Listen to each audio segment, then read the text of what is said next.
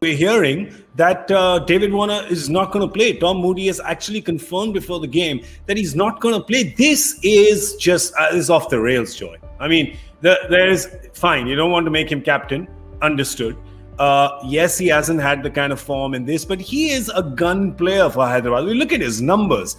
This guy, look at him. He's delivering your strike rate, your average. Look at him. He's got 200 plus Basras in every season, right? That's across 14 games. He's got orange caps. Great. So you say, oh, but he hasn't delivered this season. And we always say go with form over reputation. But these are not really bad numbers. No, I think there is a number that is something that will strike them. So one is the strike rate, 143 in 2018. Then you come to 134. This year it's 110. See, I'll tell you one thing.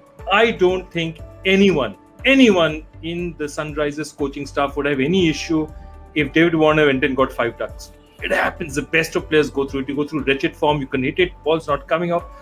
What they are basically telling him is not. The message is the message is not just to him, Gaurav. The message is to the entire team. Okay, they're sending a message that this is how SRH works. And what they're saying is, it's not enough for you to go there and play safe. That 110 is playing safe.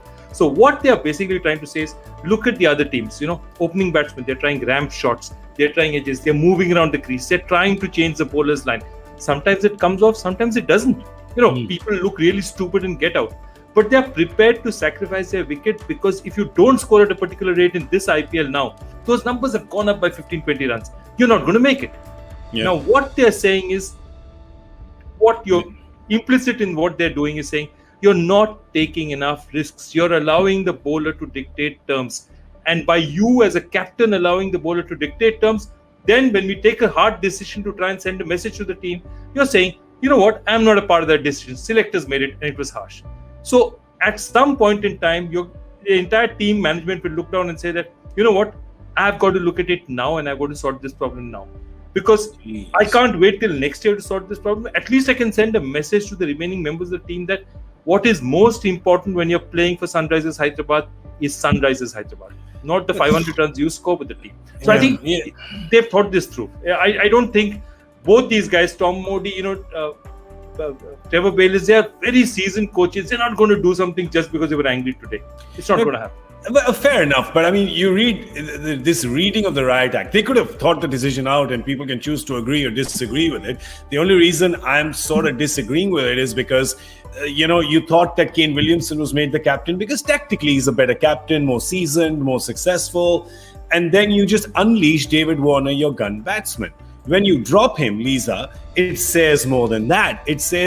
It probably even tells me that it was not that Kane Williamson's a better choice. It was that we just needed to get rid of this guy. And that saying that is, for me, it just, you peek behind the curtain, and I don't like what I see. As a fan of this Hyderabad team, I don't like what I see behind the curtain when this kind of a statement is being made. Yeah, well, certainly, I think you look at the coaching staff, they're all Australians. So Tom Moody, Trevor Bayliss, Brad Haddon. Okay, you've got the owner of Sunrisers Hyderabad. She's a female who's made some pretty strong decisions in the past, whether you agree with them or not. And I know from an Australian cricket point of view, it doesn't matter who the person is. It doesn't matter how good they've been in the past. What their reputation is. If something's not right, they will address it there and then. And that's exactly what they've done. It does smell like there's more of a story behind it, which we will never know, probably. Yeah. But what they're trying to do, and I agree with Joy, is that they're sending a strong message. They're sending a strong message to the Indian players as well, domestic players. That doesn't matter who you are, if you're not good enough and you don't adhere to whatever the team culture is, then I'm sorry, you're moved aside and we'll find someone else. And here in India, that probably doesn't happen as often, but in Australia, it doesn't matter who you are, it does happen.